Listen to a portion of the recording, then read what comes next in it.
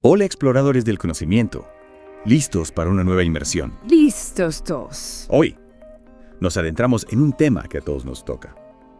Las crisis económicas, cómo surgen, qué las causa y sobre todo qué significan para nuestro futuro. Exacto, un tema fascinante y desafiante. Totalmente. Para esta inmersión tenemos informes, artículos. Y un boletín del Banco Central Europeo. Tenemos mucho que analizar. Bastante material. Lo que me llamó la atención de entrada es la idea de que cuando el dinero pierde su valor, el mercado entra en caos. Un artículo lo compara con intentar construir una casa con una regla que cambia de tamaño constantemente. Un dolor de cabeza. Total, el dinero como unidad de valor es fundamental para la estabilidad de cualquier economía. Sin duda.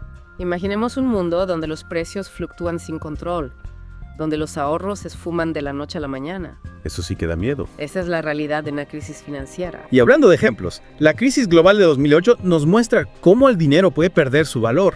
¿Recuerdan la burbuja inmobiliaria? Claro, un evento que marcó a toda una generación. Exacto. Y en un informe del FMI que revisamos, se destaca el papel del sistema bancario en esta crisis. Especialmente la parte menos regulada. ¿A qué te refieres? Al sistema bancario en la sombra. El sistema bancario en la sombra. Para quienes no estén familiarizados, ¿podrías explicarlo brevemente? Claro. Se trata de instituciones financieras que operan fuera del sistema bancario tradicional, sin estar sujetas a las mismas regulaciones y supervisión. Entiendo. Esto les permitió tomar mayores riesgos, lo que contribuyó a la crisis. Ya veo. Y en este contexto de riesgo se mencionan instrumentos financieros complejos como los CDO, ¿no? Sí, las obligaciones de deuda colateralizada. En esencia eran paquetes de deuda incluyendo hipotecas que se vendían a inversores.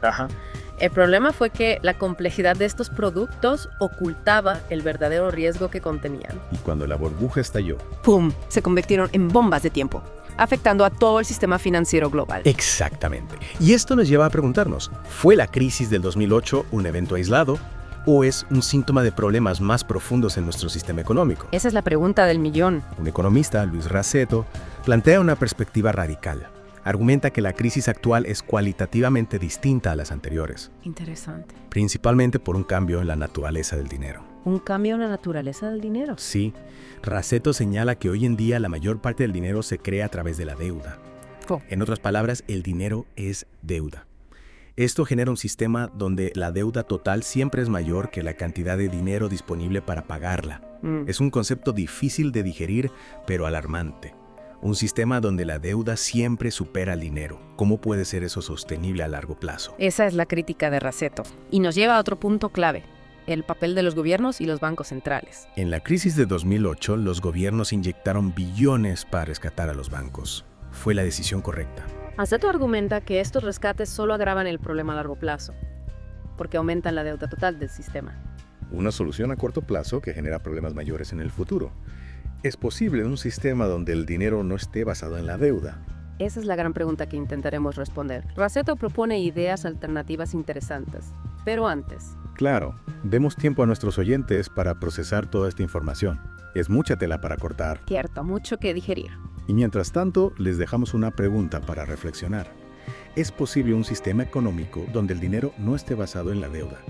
Déjenos sus comentarios. Nos encantaría leer sus opiniones. Y por supuesto, no olviden darle un buen like al podcast si les ha gustado, suscribirse al canal y activar la campanita para no perderse la segunda parte de esta fascinante inversión en el mundo de las crisis económicas. Hasta pronto. Volviendo a la idea de un sistema monetario no basado en la deuda, Raceto propone que el dinero podría estar respaldado por activos reales. Activos reales. Sí, como recursos naturales o incluso la capacidad productiva de la sociedad. Ya veo. En lugar de promesas de pago futuro, tendríamos un respaldo tangible. Suena a un cambio bastante radical.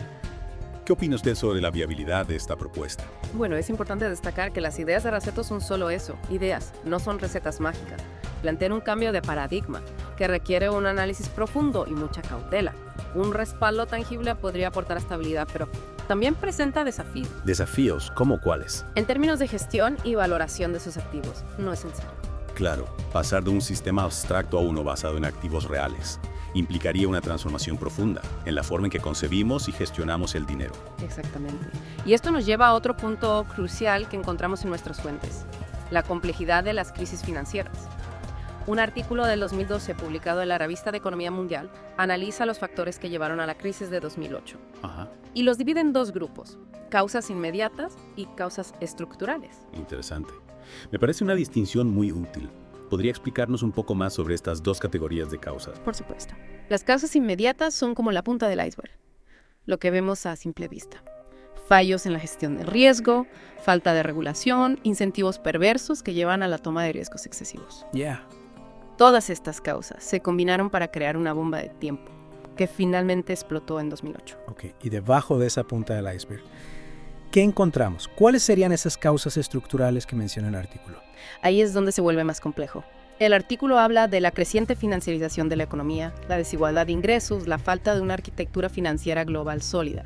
Son problemas sistémicos que se han venido gestando durante décadas. Es como una enfermedad.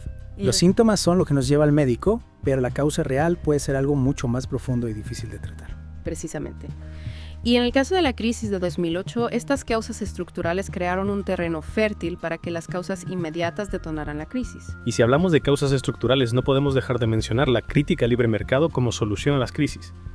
Un artículo de Claudia Gisela Bedoya, publicado en el Perfil de Coyuntura Económica en 2013, expone este argumento. Sí, Bedoya argumenta que la crisis de 2008 demostró que la fe ciega en el libre mercado y la desregulación puede tener consecuencias desastrosas. Cita ejemplos concretos de cómo la falta de regulación en el mercado hipotecario estadounidense contribuyó al colapso. Es decir, que la idea de que el mercado se autorregula y encuentra su propio equilibrio no siempre funciona en la práctica y puede incluso agravar las crisis. Exactamente. Y esto nos lleva a una pregunta fundamental. ¿Qué papel debe jugar el gobierno en la economía? ¿Debe limitarse a un rol mínimo o debe intervenir de forma más activa para prevenir y gestionar las crisis? Un debate que siempre ha generado mucha controversia. ¿Qué postura adoptan los autores que hemos analizado? Bueno, no hay una respuesta única. Lo que sí se destaca es la necesidad de un enfoque más equilibrado, que reconozca tanto las virtudes como los límites del libre mercado. Un enfoque que tenga en cuenta las causas estructurales que subyacen a las crisis, no solo los síntomas. No se trata de elegir entre un extremo u otro, sino de encontrar un punto medio, que permita aprovechar las ventajas del mercado, sin dejar de lado la importancia de la regulación y la intervención estatal cuando sea necesario. Precisamente. Y esto nos lleva a otra idea clave, la importancia de la cooperación global. En un mundo cada vez más interconectado, las crisis financieras no respetan fronteras. Totalmente. Si la economía está globalizada, las soluciones también deben ser globales. ¿Qué tipo de cooperación se propone para prevenir y gestionar futuras crisis? Los autores hablan de una mejor regulación, mayor transparencia, mecanismos de cooperación más efectivos, en definitiva, crear un sistema financiero global más estable y resiliente. Un sistema que aprenda de los errores del pasado y se prepare para los desafíos del futuro. Y hablando de desafíos, no podemos olvidar el impacto que la guerra y la innovación tecnológica tienen en la economía. Cierto, aunque no lo hayamos mencionado hasta ahora, estos dos factores juegan un papel crucial en la dinámica económica global. Por un lado, las guerras, a pesar de su carácter destructivo, pueden actuar como catalizadores de la innovación y el crecimiento económico. Es una paradoja. ¿Podría darnos un ejemplo de cómo una guerra ha impulsado la economía? La Segunda Guerra Mundial, por ejemplo, impulsó el desarrollo de nuevas tecnologías y la reorganización de los sistemas productivos, lo que sentó las bases para el auge económico de la posguerra. O sea que la necesidad, en este caso la de ganar la guerra, puede ser un motor de progreso. Y en cuanto a la innovación tecnológica, ¿cuál es su impacto en la economía? Es un factor clave para el crecimiento a largo plazo. Permite aumentar la productividad, crear nuevos productos y servicios y mejorar la calidad de vida. De acuerdo. Entonces tenemos que la guerra y la innovación tecnológica, a pesar de ser fuerzas opuestas, pueden tener un impacto positivo en la economía. ¿Cómo se relacionan estos factores con las crisis financieras que hemos estado analizando? Es una pregunta compleja. Por un lado, las guerras pueden generar desequilibrios económicos que aumentan la probabilidad de una crisis. Por otro lado, la innovación tecnológica puede ser una herramienta para superar las crisis y construir una economía más sólida. Entiendo. Es una relación compleja con muchos matices. Y volviendo a la idea de un nuevo sistema monetario, ¿cómo encajan la guerra y la innovación tecnológica en esta propuesta? Bueno, la guerra y la innovación tecnológica son factores que inevitablemente influyen en cualquier sistema económico, ya sea basado en la deuda o en activos reales. La clave está en diseñar un sistema que sea lo suficientemente flexible y adaptable para hacer frente a los desafíos que estos factores puedan generar. No se trata de crear un sistema perfecto e inmune a las crisis, sino uno que pueda adaptarse y evolucionar con el tiempo. Exactamente. Y en este sentido, las ideas de Rasetto sobre un nuevo sistema monetario son solo un punto de partida. Se necesita mucha más investigación y debate para construir un sistema económico más justo, sostenible y resiliente. Y en esa búsqueda de un nuevo sistema, no podemos olvidar la importancia de la cooperación global. Las crisis financieras son un problema que nos afecta a todos. Y solo a través de un esfuerzo conjunto podremos encontrar soluciones duraderas. Sin duda. La cooperación global es fundamental para construir un futuro económico más estable y próspero. Y hablando de futuro, en la última parte de esta inmersión, exploraremos con más detalle las ideas de Rasetto sobre un sistema monetario no basado en la deuda. Nos acompañan en este viaje final. Si retomamos la idea de Rasetto sobre un sistema monetario no basado en deuda, propone que los gobiernos podrían tener un rol más activo en la creación y gestión del dinero. En lugar de dejarlo en manos de los bancos privados. Exactamente.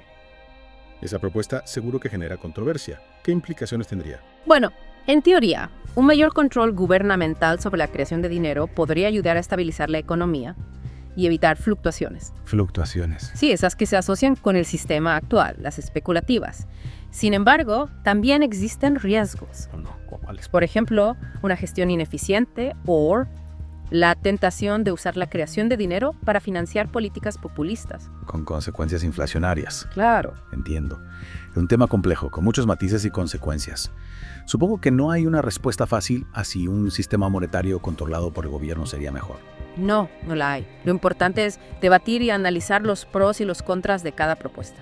Y hablando de propuestas, un informe del Banco Mundial que analizamos destaca la importancia de las políticas fiscales y climáticas en un contexto de altas tasas de interés. Sí. Señala que la lucha contra el cambio climático requiere una inversión significativa. Especialmente en países en desarrollo. Cierto.